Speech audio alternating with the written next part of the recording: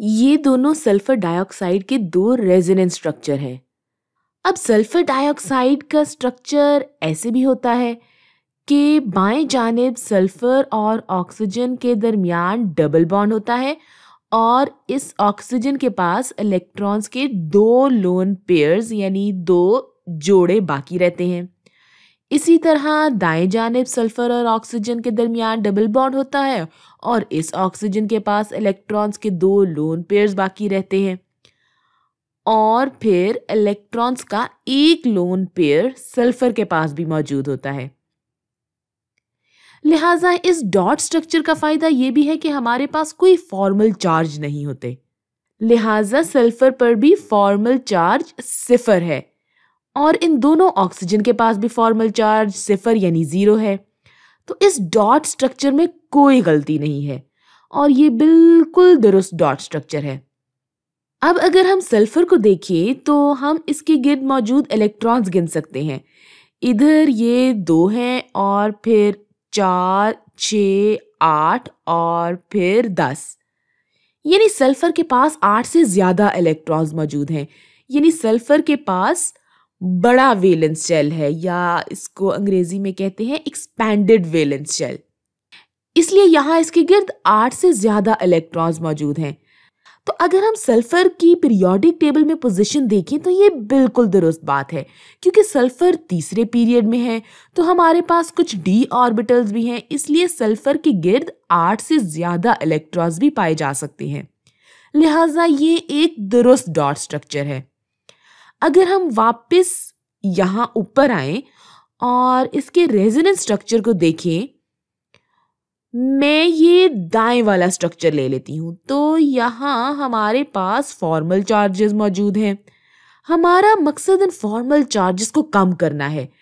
अगर हम यहाँ इस सल्फर को देखें और इसके इलेक्ट्रॉन्स को गिने तो यहाँ 2, 4, 6 और फिर मजीद 2 यानी कुल मिला के 8 इलेक्ट्रॉन्स मौजूद हैं।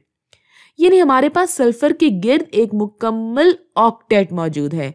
लिहाजा इस रेजोनेंस स्ट्रक्चर में हमारे पास इलेक्ट्रॉन्स का ऑक्टेट है, लेकिन इस पर फॉर्मल चार्जेस भी मौजूद हैं।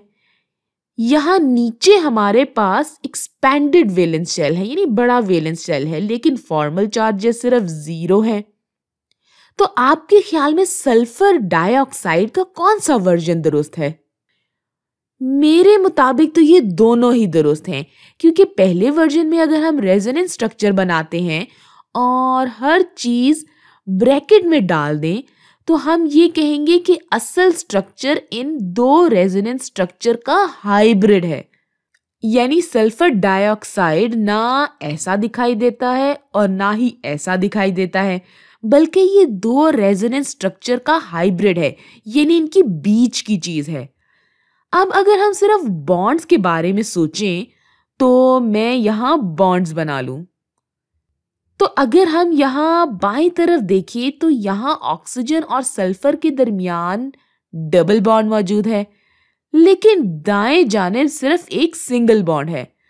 तो इन दो रेजोनेंस स्ट्रक्चर का हाइब्रिड ये कहेगा कि अगर ये बॉन्ड सिंगल और डबल के बीच की किसी शक्ल में मौजूद है तो हम यहाँ नुक्ते वाली लकीर यानी डॉटेड लाइन इनके बीच में बना देंगे।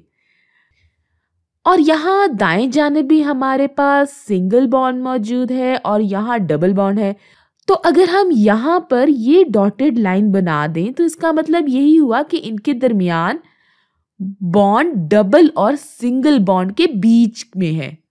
और तजर्बाती तौर पर सल्फर और ऑक्सीजन दोनों की लंबाई एक ही है और हाइब्रिड भी दरअसल हमें यही बताता है कि सल्फर और ऑक्सीजन के बॉन्ड्स की लंबाई बराबर ही है। तो मेरे ख्याल से ये बिल्कुल दुरुस्त है कि सल्फर डाइऑक्साइड को इन रेजोनेंस स्ट्रक्चर से जाहिर किया जाए। और मैंने ये चीज केमिस्ट्री की मुख्तलिफ किताबों में भी देखी है और ज्यादातर केमिस्ट आपको यही जवाब देंगे कि उनके नजरिए के मुताबिक ये दोनों स्ट्रक्चर ही दुरुस्त हैं।